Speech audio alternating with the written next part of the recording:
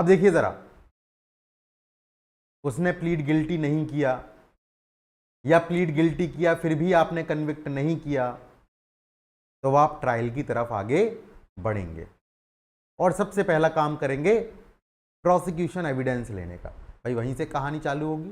सबसे पहले प्रोसिक्यूशन को एविडेंस लेके आना पड़ेगा, because it is the duty of the prosecution to prove the charge. Prosecution की ड्यूटी है चार्ज को साबित करने की, गिल्ट को प्रूव करने की।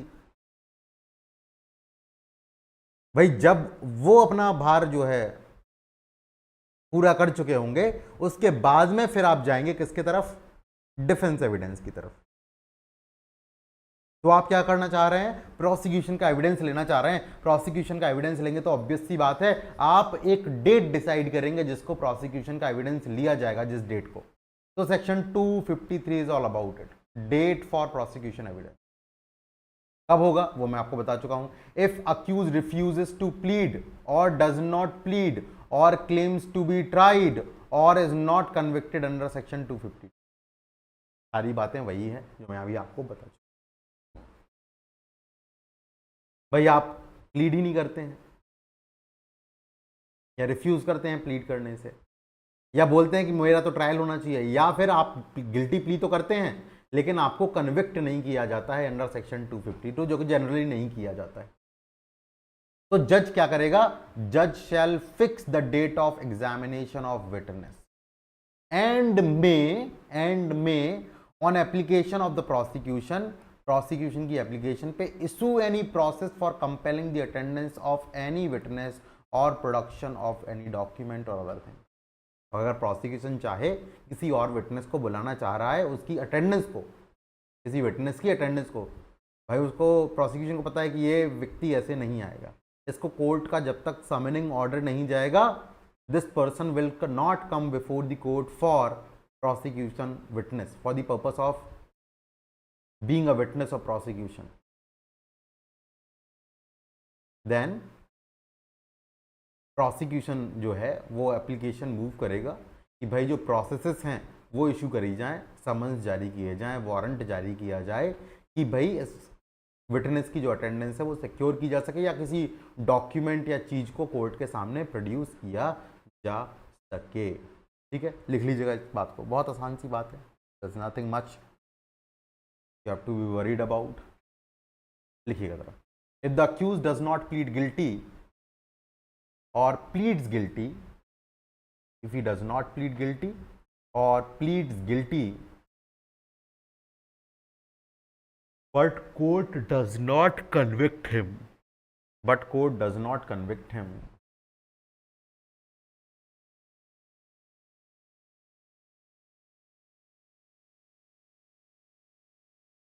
then in that case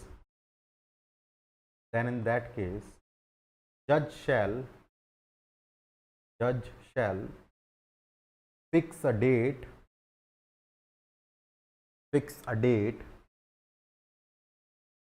for prosecution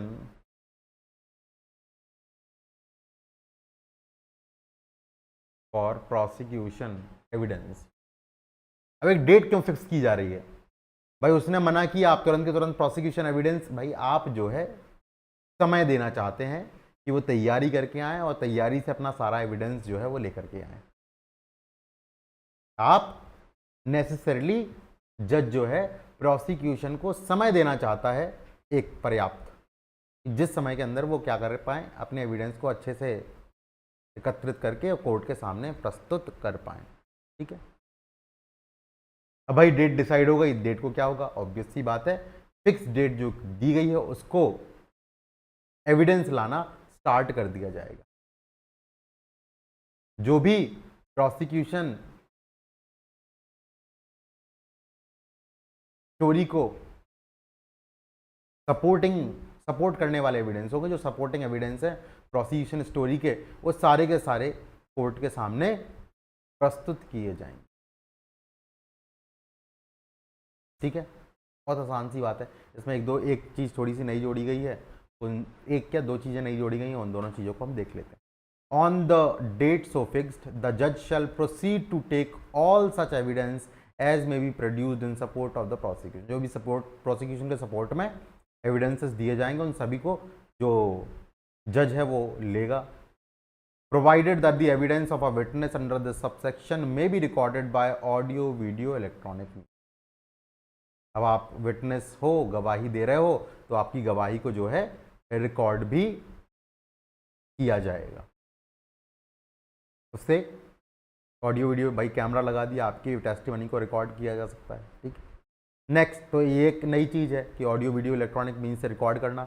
दूसरी एक नई चीज़ है, वो है आपकी subsection 2, the disposition of evidence of any public servant may be taken. देखो जरा डिफरेंस, देखो कहाँ, यही डिफरेंस समझ में आ जाता है। यहाँ पे बात हो रही है रिकॉर्ड करने की, मतलब आप कोर्ट आएंगे, विटनेस कोर्ट आएगा और कोर्ट के अंदर जब डिस्पोजिशन दे रहा है तो electronic video, audio video electronic mean से उसके एविडेंस को रिकॉर्ड किया जा रहा है। मोबाइल फोन रख दिया, उससे रिकॉर्ड कर रहे हैं उसका टेस्टिमनी।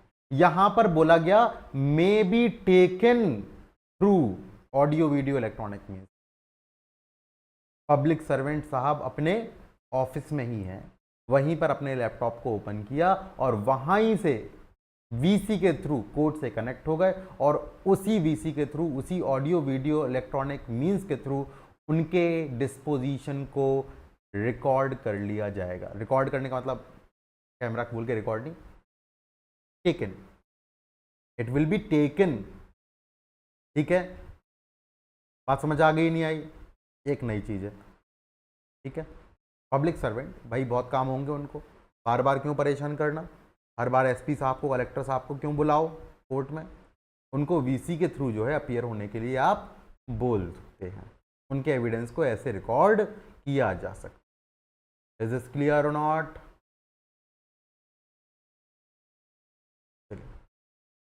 बहुत बढ़िया, आगे बढ़ते हैं। द जज में इन इट्स डिस्क्रेशन, अब भाई जब वो आ गए हैं तो उनका आप क्रॉस एग्जामिनेशन भी करने वाने देंगे, और क्रॉस एग्जामिनेशन को बोल सकते हैं कि डिफर किया जाता है अंटिल एनी अदर विटनेस और विटनेस हैव बीन एग्जामिन्ड और recall any witness for cross examination. जज साहब क्या कर सकते हैं, भाई कोई विटनेस आया, उसका एग्जामिनेशन इन चीफ हुआ, एग्जामिनेशन इन चीफ कौन करेगा? प्रोसिक्यूशन खुद। प्रोसिक्यूशन ने एग्जामिनेशन इन चीफ कर लिया, अब जज साहब बोल सकते हैं कि अभी इसका क्रॉस एग्जामिनेशन रहने दो, परमिट कर सकते। अक्यूज बोलेगा कि साहब अभी मैं क्रॉस एग्जामिनेशन नहीं करना चाहता हूं, पहले मैं दूसरे विटनेस को जो है उनका एग्जामिनेशन होते हुए देखना चाहता हूं, पहले वो एग्जामिन हो जाए, उसके बाद फिर मैं इसके क्रॉस एग्जामिनेशन पर आऊंगा। ये कौन बोल सकता है? अक्यूज बोल सकता है, डिफेंस ऐसा बोल सकता है, और जज साहब इसको परमिट भी कर सकते हैं। और मान लीजिए उसका एग्जामिनेशन होकर कोई चला गया, उसको दोबारा से रिकॉल कर सकते हैं क्रॉस एग्जामिनेशन के लिए, जज साहब ये भी कर सकते हैं। मेरे समझ से ये बातें सभी आपको समझ में आ गई होंगी, कोई दिक्कत बताइए जरा।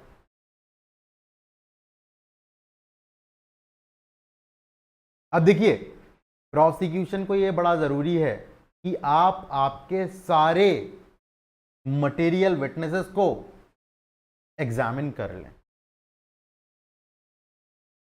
सारे मटेरियल विटनेसेस को एग्जामिन करें। भाई आप बोलें कि नहीं नहीं साहब ये तो हमारे सपोर्ट में ही नहीं है, इनको हम क्यों एग्जामिन करें? बहुत गलत बात है। क्या पब्लिक प्रोसिक्यूटर का या प्रोसिक्यूशन ऑफिसर का या प्रोसिक्यूशन का ये काम है कि आप अक्यूज्ड को सूली पर चढ़ा दें, अक्यूज्ड को सजा दिला दें? नहीं, this is not the primary job of a prosecution officer. The job of the prosecution officer is to bring out the truth, सच को बाहर लाना है। ऐसा ही इन्वेस्टिगेशन में होना चाहिए। Investigation is not all about collecting evidence against the accused. Investigation is all about collection of evidence, और ऐसे एविडेंस जिससे सच्चाई बाहर आए, ना कि ऐसे एविडेंस जिनसे अक्यूज को सजा हो। अच्छा, ऑब्वियसली बात है, सच्चाई बाहर आ गई है, अगर अक्यूज ने ऑफेंस किया है तो उसको सजा होगी, बट इन्वेस्टिगेशन का काम है कि सारे एविडेंसेस को कलेक्ट करना। Same goes with the prosecution. Prosecution की ये ड्यूटी है कि वो सारे मटेरियल विटनेसेस को एग्जामिनेशन करे और ये बात कि भाई ये हमारे फेवर का नहीं है, उसका हम नॉन एग्जामिनेशन नहीं, उसका एग्जामिनेशन नहीं करेंगे, तो non examination on this point that it will not support the prosecution version is not correct, is not पर से राइट, ऐसा सही नहीं है, इज नॉट राइट।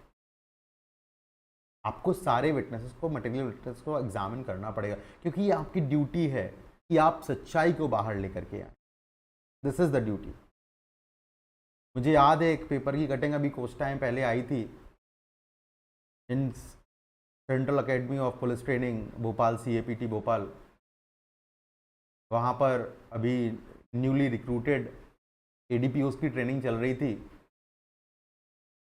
तो वहाँ पर हमारे ऑनरेबल चीफ मिनिस्टर साहब मिस्टर मोहन सिंह यादव वो संबोधित कर रहे थे सारे नए चयनित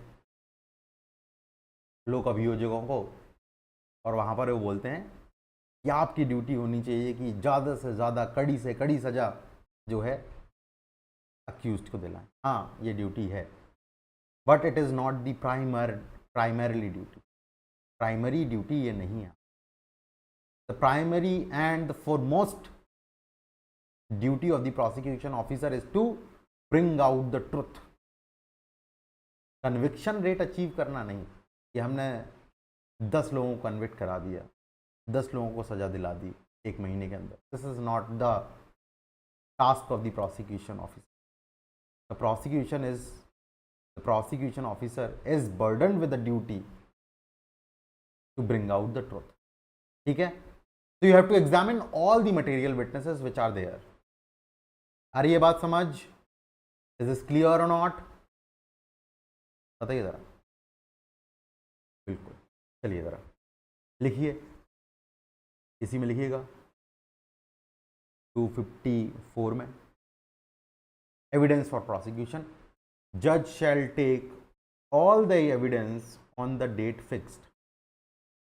Judge shall take all the evidence on the date fixed.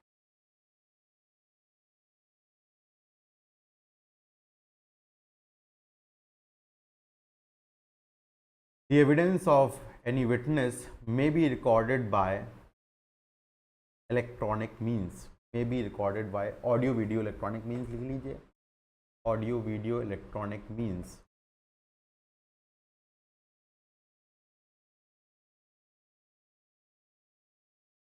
उसी में लिखिएगा आगे।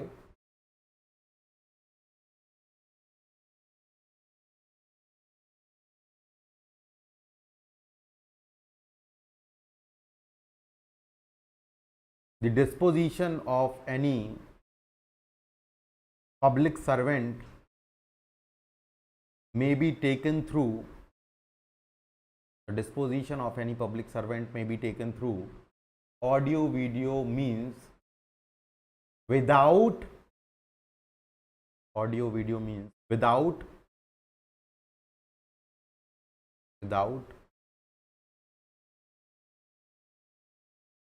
compelling his appearance in person, without compelling his appearance in person।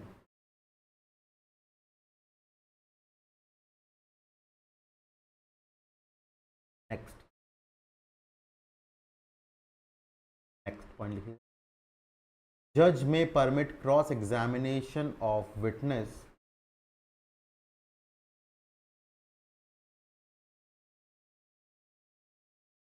examination of any witness to be deferred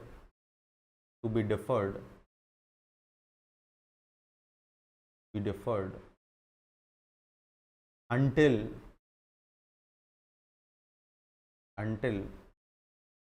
the examination of any other witness or witnesses, until the examination of any other witness or witnesses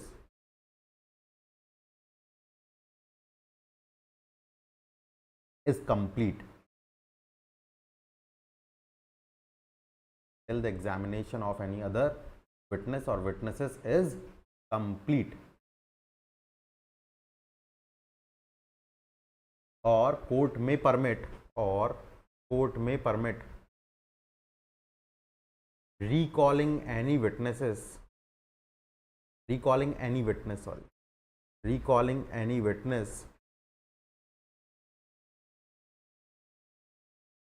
any witness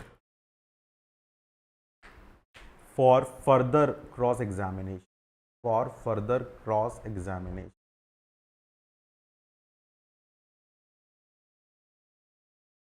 for further cross examination.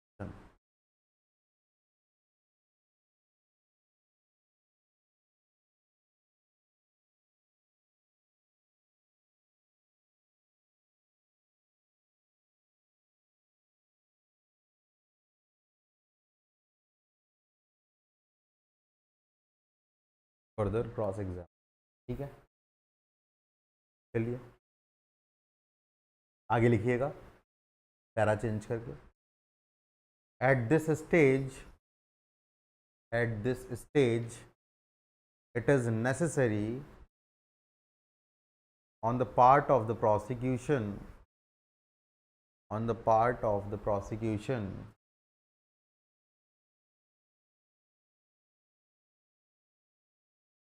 prosecution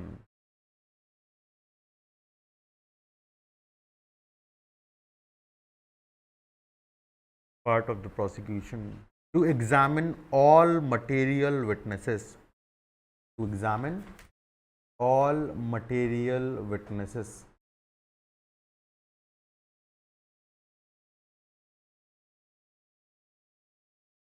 all material witnesses,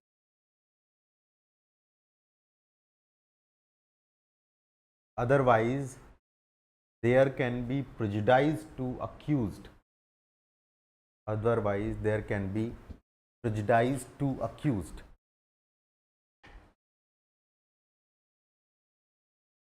otherwise there can be prejudice to accused.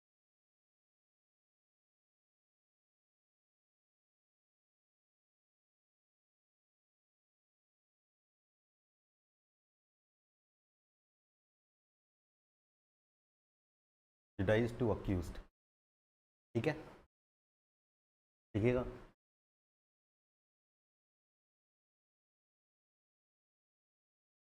Prosecution will not be justified, prosecution will not be justified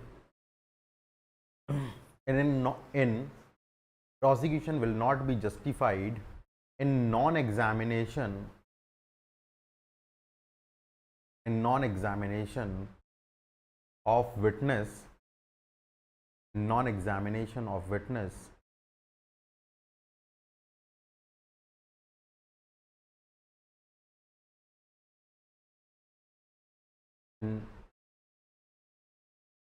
non-examination of witness on the ground that, on the ground that it will favor the accused, it will favor the accused।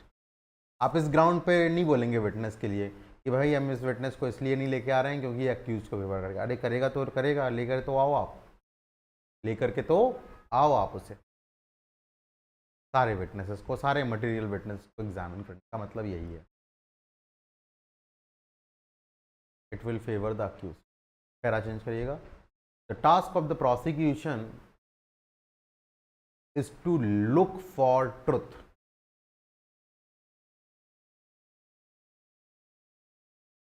the task of the prosecution is to look for the truth,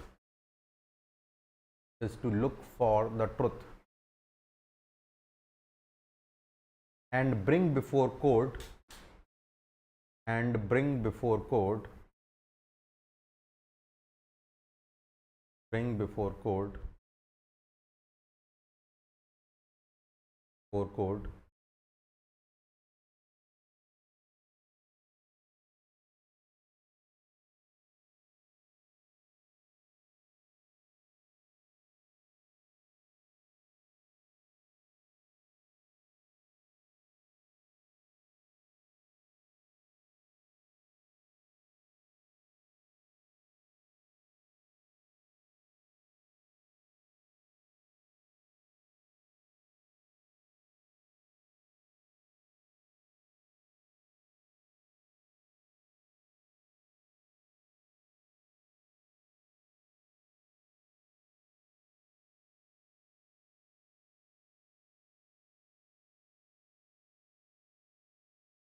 last line जरा repeat करना।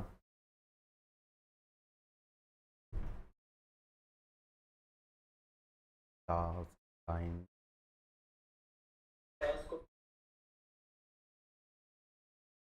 Bring before court all relevant material and witnesses, and bring before court all relevant material and witnesses.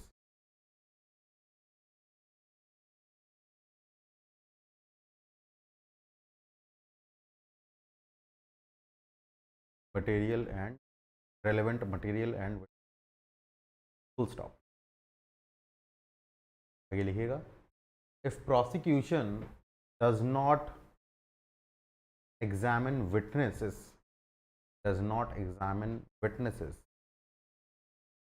for a proper reason, if prosecution does not examine witnesses for a proper reason, then this will go against prosecution. This will go against prosecution case. इसके regarding आप evidence में भी पढ़ेंगे। Evidence में आप evidence act 1872 का जो था उसमें आप सेक्शन 114 को पढ़ने जाते थे तो वहाँ पर आप बोलते थे, देखते हैं कि किसी विटनेस से कुछ पूछा गया और उसने उसका आंसर नहीं दिया तो कोर्ट ये प्रिज्यूम कर सकता है कि अगर जो आप आंसर देते वो आपके अगेंस्ट होता। तो same you can presume, court can presume this कि भाई आपने कोई विटनेस प्रोड्यूस नहीं किया तो ऑब्वियस सी बात है वो विटनेस हो सकता है कि आपके अगेंस्ट बोलता है, इसलिए आपने प्रोड्यूस नहीं। This fact will go against the prosecution. अब देखिए जरा, प्रोसिक्यूशन ने अपने विटनेसेस जो है एग्जामिन करवा दिए हैं, प्रोसिक्यूशन ने अपना एविडेंस दे दिया, prosecution evidence has been done. अब इसके बाद नॉर्मली जनरली डिफेंस का एविडेंस आना चाहिए। किसका एविडेंस आना चाहिए? डिफेंस का evidence. But very interestingly there is this stage of acquittal. It is very unique feature of sessions trial. ये एक्विटल की स्टेज यहां आ जाती है। आपको वारंट ट्रायल में, समन्स ट्रायल में, समरी में कहीं देखने को नहीं मिलेगा कि प्रोसिक्यूशन का एविडेंस हुआ और उसके बाद भी एक्विटल हो सकता है। आपको दो जगह एक्विटल देखने को मिलता है सेशंस ट्रायल में। एक प्रोसिक्यूशन एविडेंस के बाद, भाई प्रोसिक्यूशन का जो एविडेंस आया वो सफिशिएंट है ही नहीं, उसके बेसिस पर हम आगे बढ़ ही नहीं सकते हैं, आप एक्विटल कर सकते हैं। और फिर डिफेंस एविडेंस के बाद तो ऑब्वियस सी बात है आर्ग्यूमेंट्स होंगे, आर्ग्यूमेंट्स के बाद तो आप एक्विटल कन्विक्शन कुछ भी कर सकते हैं। लेकिन वहां पर भी एक्विटल होता है और एविडेंस कंप्लीट होने के बाद, defence evidence complete, argument complete होने के बाद भी आपका क्या होगा? एक्विटल हो सकता है। और एक एक्विटल आता है आपका जो बहुत ही यूनिक है, वो आता है section 255 which is after the prosecution evidence. लेकिन ये केवल और केवल प्रोसिक्यूशन एविडेंस के बाद नहीं, यहां पर एक स्टेज छिपी हुई है, the stage of section 351। The stage of section 351 examination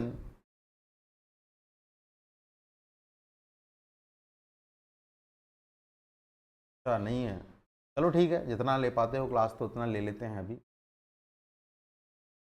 अगर ज़्यादा छूट जाएगी तो फिर लेक्चर आ जाएगा तुम्हारे पास, तो उससे देख लेना।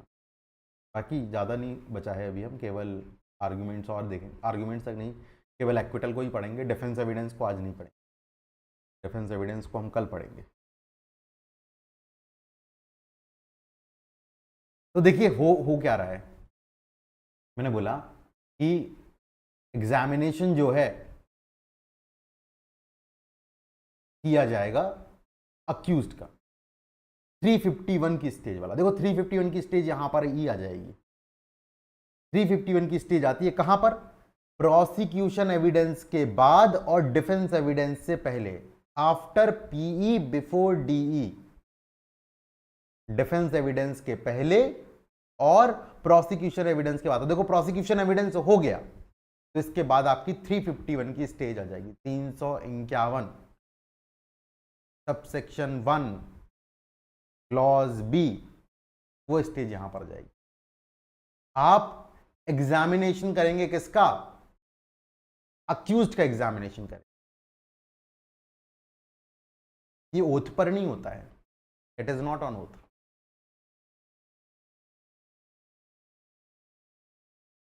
किस पर्पस के लिए कर रहे हैं? ताकि जनरल उससे क्वेश्चन पूछते हैं कि जनरली वो प्रोसिक्यूशन एविडेंस के बारे में क्या बोल रहा है, जो सर्क्यूमटेंसेस निकल करके आए हैं प्रोसिक्यूशन एविडेंस से, उनके बारे में वो क्या कहना चाहता है। इससे बहुत सारे क्वेश्चन, इससे रिलेटेड बहुत सारे क्वेश्चन किससे पूछे जाएंगे? अक्यूज्ड से पूछे जाएंगे।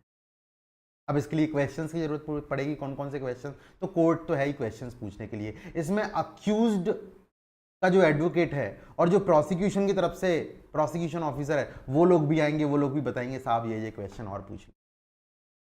पर्पस क्या है यहां पे? To enable the accused person to describe the anomalies or explain the circumstances or the evidences of the prosecution। उसको करने के लिए आप जो है 351 की स्टेज पर पहले आएंगे। 255 सीधा नहीं आ रहा है, एक्विटल सीधा नहीं हो रहा, उसके पहले आप क्या कर रहे हैं? एग्जामिनेशन कर रहे हैं अक्यूज्ड पर्सन का, सेक्शन 351। चलिए जरा 351 पर चलते हैं।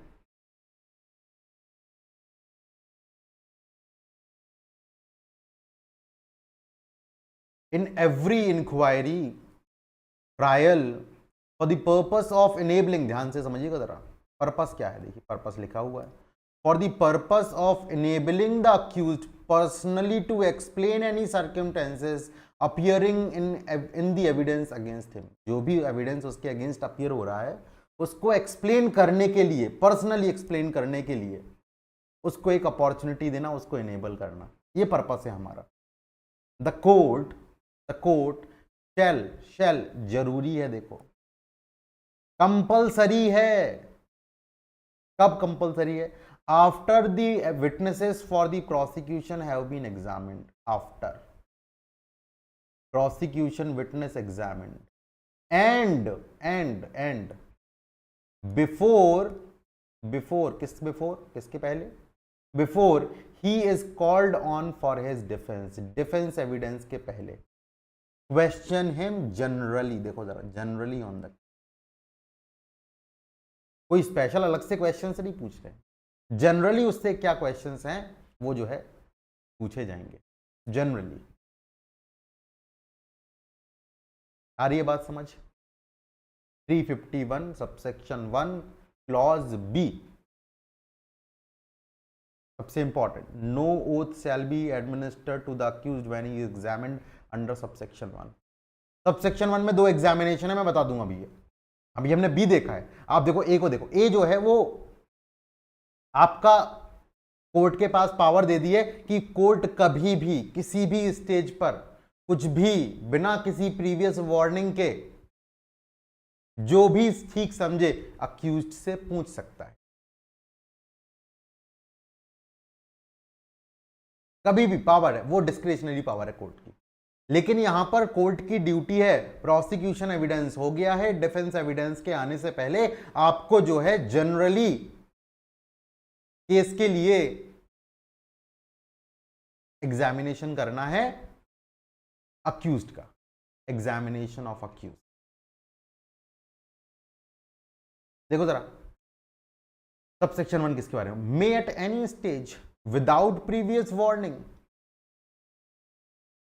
accused put such question to him as court considers necessary। जो भी कोर्ट को नेसेसरी लगता है पूछ सकता है कोर्ट, लेकिन यहां पर ड्यूटी है, court is duty on shall after the witnesses of prosecution have been examined, और डिफेंस के एविडेंस से पहले आप क्या करेंगे? एग्जामिनेशन करेंगे अक्यूज्ड पर्सन। अब देखो जरा, अगर अक्यूज्ड यहां पर किसी बात का जवाब ना दे तो इसका मतलब ये नहीं है कि वो फॉल्स एविडेंस देने के लिए लायबल हो जाए या पनिशमेंट के लिए लायबल हो जाए। The accuse shall not render himself be liable to punishment by refusing to answer such question और by giving false answers to. ऐसा नहीं कि फॉल्स आंसर दे दे या आंसर ना दे तो उसको कोई पनिशमेंट होगा, ऐसा नहीं। अच्छा, जो आंसर दे रहे हैं उनकी वैल्यू क्या है? The answers given by accused may be taken into consideration in such inquiry. ऐसे आंसर्स को कंसीडरेशन में लिया जाएगा इंक्वायरी के, ट्रायल के। And put an evidence for और against him in other inquiry. और दूसरी इंक्वायरी के लिए जो है, ट्रायल के लिए जो है, उसको एविडेंस के तौर पे लिया जाएगा और दूसरे ऑफेंसेस के लिए। मान लीजिए आप ट्रायल पे हैं आज एक अपराध के लिए, आप अपने एग्जामिनेशन में कुछ बातें बोलते हैं, जो भी यहां आप बोलोगे उसको दूसरे किसी ट्रायल में, दूसरे किसी अपराध के लिए भी यूज किया जा सकता है, जो इस एग्जामिनेशन में आप बोल रहे हो। आपके एग्जामिनेशन में पता लगा कि अरे आपने तो एक और अपराध किया है, आपको पूछा गया कि भाई आप जो है इतने सारे पैसे और इतनी सारी लिकर को लेकर के कहां जा रहे थे, आपके ऊपर सेक्शन 34 एक्साइज एक्ट लग गया। एक्साइज एक्ट लगा, आप कोर्ट के सामने आए, आप बोला अरे साहब वो तो हवाले का पैसा लेकर के हम यहां से वहां। अच्छा, हवाला भी करते हैं आप? चलो अब ये भी दूसरा ट्रायल होगा, आपकी इस टेस्टिमनी को एविडेंस के तौर पे उस ट्रायल में भी यूज किया जा सकता है, मे बी टेकन इनटू। अब कौन से क्वेश्चंस पूछ रहे हैं इसमें? हेल्प किस किस की लोगे? प्रोसिक्यूटर की हेल्प ले लोगे, डिफेंस काउंसिल की हेल्प ले लोगे। जब इनकी हेल्प ले ली है, आपने क्वेश्चंस बनाई लिए हैं, आपने वो क्वेश्चंस किसको दे दिए? अक्यूज्ड को दे दिए। तो अक्यूज्ड को ये भी परमिट करोगे वो कोर्ट में आने की, मतलब खड़े होकर के जवाब देने के बजाय रिटन स्टेटमेंट फाइल कर सकता है उन सारे क्वेश्चंस का, सारे क्वेश्चंस का आंसर लिख के लेके आ जाए और कोर्ट के सामने दे दे। रिटन स्टेटमेंट भी फाइल कर सकता है। कोई दिक्कत बताओ जरा 351 को लेकर के आपको? बहुत आसान सा प्रोविजन, ठीक है। चलो जरा लिखना आप, stage of section 351, stage of section 351। After prosecution evidence and before defense evidence, after prosecution evidence and before defense evidence, section 351 comes. Section 351 comes. According to section 351 subsection 1 clause B, 351 bracket में 1 लिखोगे, bracket में B लिखोगे, अलग से मत लिखते रहा करो। सबसेक्शन 1 लिखो फिर क्लॉज लिखो, ये मत लिखो। According to section 351 subsection 1 clause B, court shall question the defence, accuse लिखना, question the accused generally on the case, generally on the case, generally on the case, and will enable the accused, will enable the accused to explain personally, to explain personally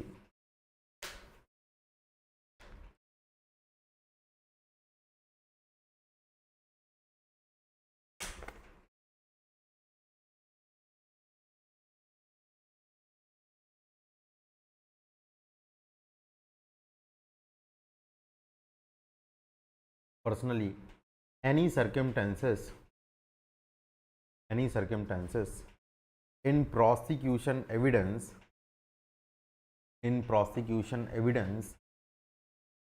against him,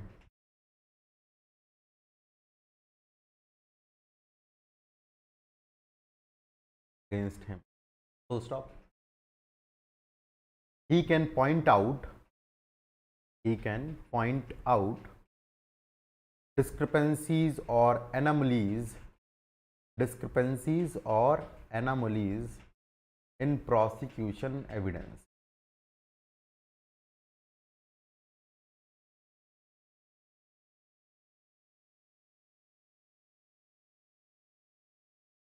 prosecution evidence.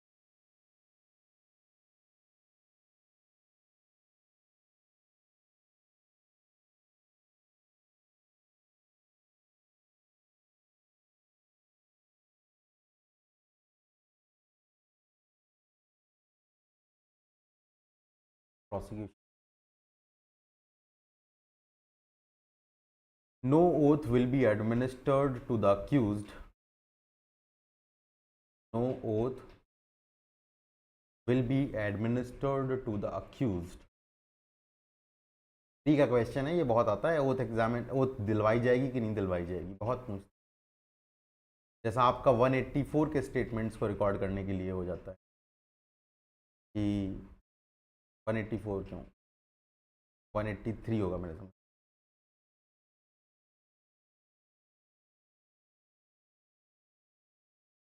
वो statement record, जब वहाँ पे confession record करते तो oath administer नहीं कराते हैं, statement record करते तो उसमें ओथ एडमिनिस्टर कराते हैं।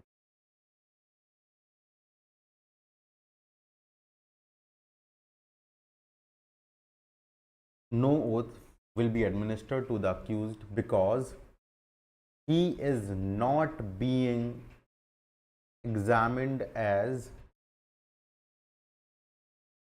a witness. He is not being examined as a witness. इसलिए वो कुछ गलत भी दे देगा आंसर, रिफ्यूज भी कर देगा आंसर, वो कोई पनिशमेंट नहीं होता है उसको, ओथ ही नहीं दिलाई है। Is not being examined as a witness, witness के तौर पे एग्जामिन नहीं कर रहे हैं, उसे एविडेंस सीख नहीं कर रहे हैं कि एविडेंस दे दे वो कोई। अच्छा, वो जो बोल रहा है हाँ उसको यूज़ किया जाएगा, उसको कंसीडर किया जाएगा, दूसरे ट्रायल के लिए भी कंसीडर किया जाएगा, एविडेंस वहाँ पे काम में आएगा वो, लेकिन यहाँ पर वो एविडेंस देने नहीं है, इसलिए वो विटनेस नहीं, not being examined as a witness, and this is necessary for fair trial, necessary for, ठीक है।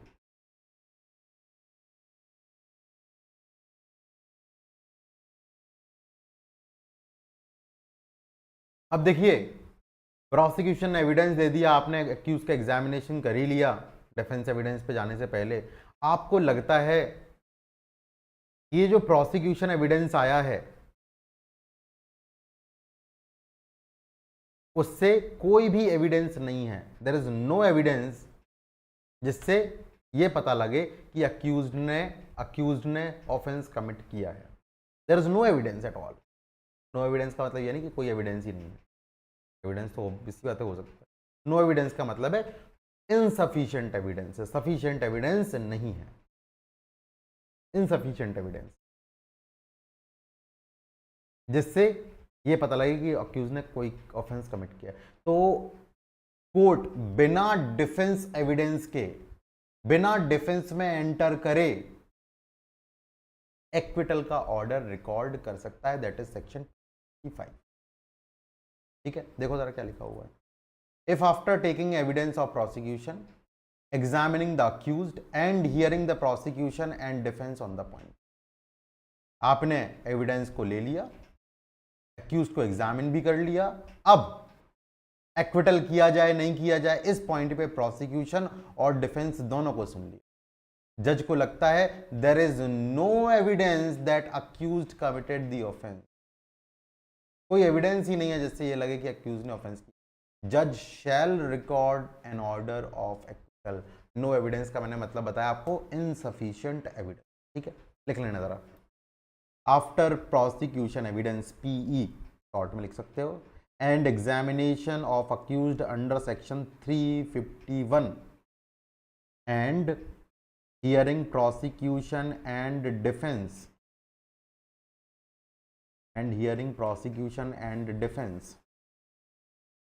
the judge considers that there is no evidence,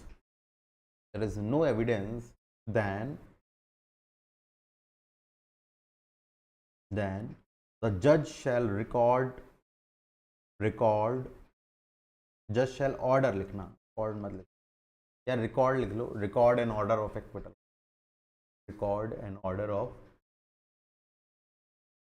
acquittal, ठीक है,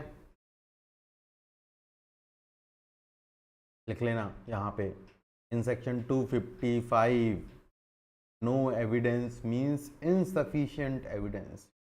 नो एविडेंस का मतलब क्या है? Insufficient evidence. इज क्लियर और नॉट?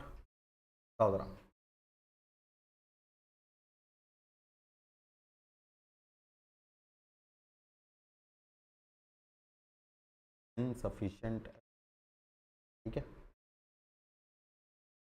अब दो चीजें देखो हमारे सामने आ गई। डिस्चार्ज, चार्ज फ्रेम नहीं हुए थे, उसके पहले ही आपको लगा कि भाई जो यहाँ पर एविडेंस ये लोग बता रहे हैं, इस एविडेंस से तो कोई ऑफेंस लग ही नहीं रहा है,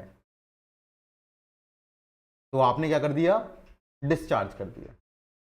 लगा कि हाँ है, आपने चार्ज फ्रेम किया, चार्ज फ्रेम करके प्ली रिकॉर्ड की, प्ली रिकॉर्ड करने के बाद एविडेंस डेट बताई, एविडेंस डेट को एविडेंस ले लिया, फिर आपको लगा कि कोई एविडेंस ही नहीं आया जिससे ये पता लगे कि अक्यूज ने कोई ऑफेंस कमिट किया है। आपने क्या कर दिया? एक्विटल का ऑर्डर रिकॉर्ड कर दिया। So there are two things that we have came across, that one is discharge, another one is acquittal. So what is the difference between the two? Discharge और एक्विटल में क्या अंतर है? तो एक तरफ आप लिखेंगे डिस्चार्ज, एक तरफ लिखेंगे अरेस्ट। एग्जाम में कभी कभी आ जाता है डिस्चार्ज और अक्यूज, डिस्चार्ज और अरेस्ट में क्या डिफरेंस, बहुत आसानी से आप इसको लिख लेंगे। एक तरफ लिखेंगे क्या? डिस्चार्ज, और एक तरफ लिख देंगे अरेस्ट, ठीक है। तरफ डिस्चार्ज लिख दें, एक तरफ अरेस्ट लिख, चलिए लिख दिया आपने। देखो जरा, डिस्चार्ज होने का मतलब ये नहीं है कि आपको दोबारा से अरेस्ट नहीं किया जाएगा इस ऑफेंस के लिए। यू कैन बी री अरेस्ट, देयर कैन बी री अरेस्ट। भाई एविडेंस आ गया, दोबारा से चार्जशीट प्रस्तुत करी गई, पुलिस रिपोर्ट दी गई, उसमें कुछ एडिशनल एविडेंस आ गए, री अरेस्ट। यहाँ पे एक बार आपको बाहर का रास्ता दिखा दिया तो नो री अरेस्ट, ठीक है, नो री arrest. Second point,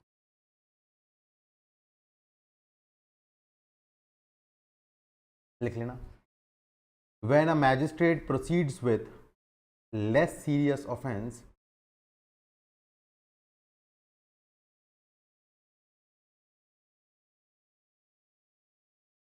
less serious offense,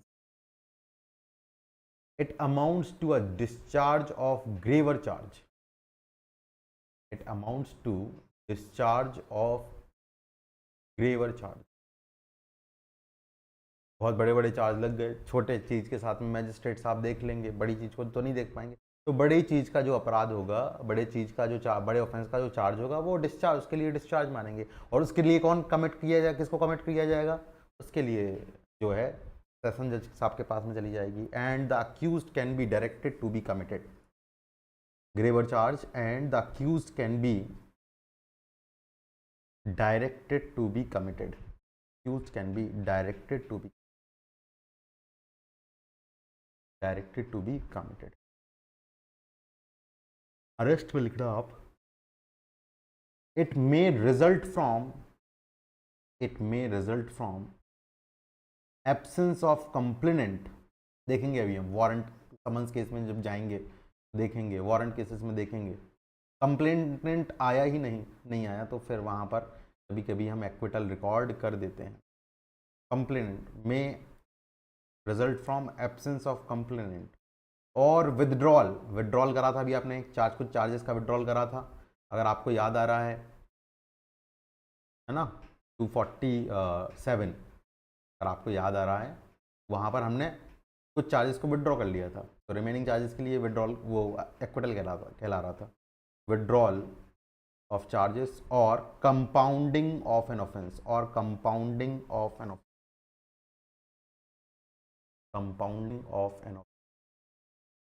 withdrawal of case भी होता है, केस को भी विड्रॉ कर सकते हैं, वहां पर भी एक्विटल ही होता है, लेकिन वहां पर देखना पड़ता है कौन सी स्टेज पे विड्रॉ करा है। अगर चार्ज फ्रेम होने के बाद विड्रॉ करते हैं आप केस को तो एक्विटल होता है। अरे अरेस्ट लिख दिया मैंने, तो गलत हो गया, आप लोगों ने बताया भी नहीं। ऐसा करेंगे आप लोग, आप लोगों ने लिख भी लिया होगा मुझे लगता है, फिर तो ऐसा किया है क्या? देख, हाँ तो बताना चाहिए कि एक्विटल लिखना चाहिए वहाँ पे। मैं देख रहा हूँ कि क्यों लिखा गया है ये। ठीक है, तो एक्विटल में लिख लेना, it may result from absence of complainant or withdrawal of charges or case or compounding of an offence, compounding of an. Discharge में लिखना आप, no prima facie evidence, no prima facie evidence and order does not establish anything regarding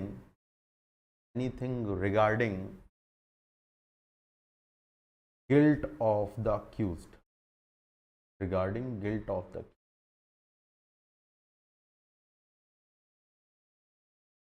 भाई कोई prima facie evidence ही निकल कर नहीं आता है, तभी तो आप डिस्चार्ज करते हैं।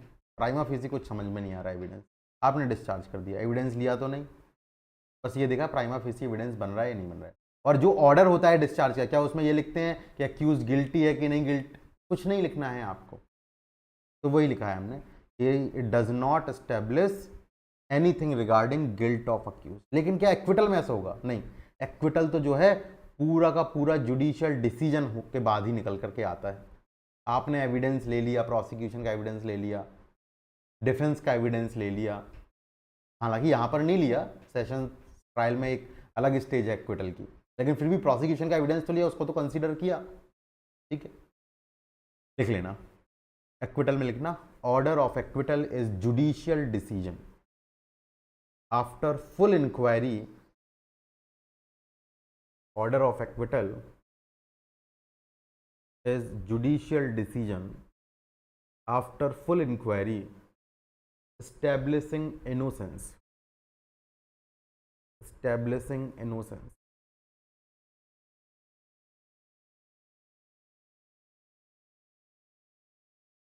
establishing in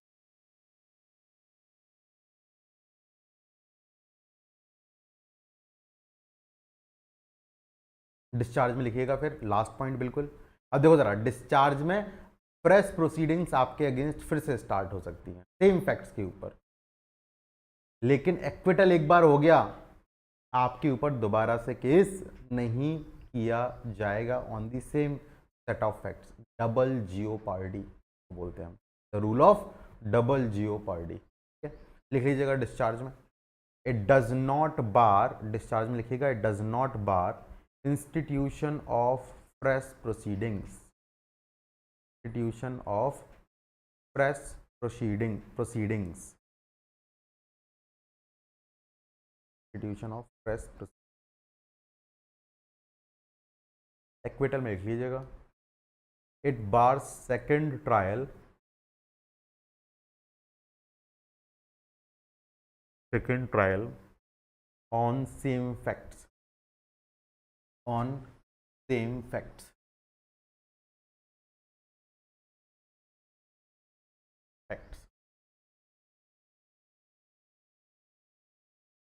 is this clear or not? तो यही बात समझ में, एक बार एक्विटल हो गया तो अब दोबारा से आपका ट्रायल नहीं हो सकता है उन्हीं फैक्ट्स के ऊपर, है ना।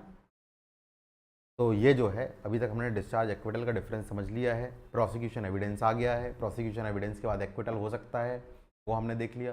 लेकिन मान लीजिए प्रोसिक्यूशन एविडेंस आ गया और एक्विटल नहीं किया, मतलब सफिशिएंट एविडेंस आ चुका है, तो फिर आपको क्या करना पड़ेगा? डिफेंस का एविडेंस लेना पड़ेगा। तो जो 256 है वो डील करता है आपका डिफेंस एविडेंस के साथ में, जिसको जो है हम कल पढ़ेंगे।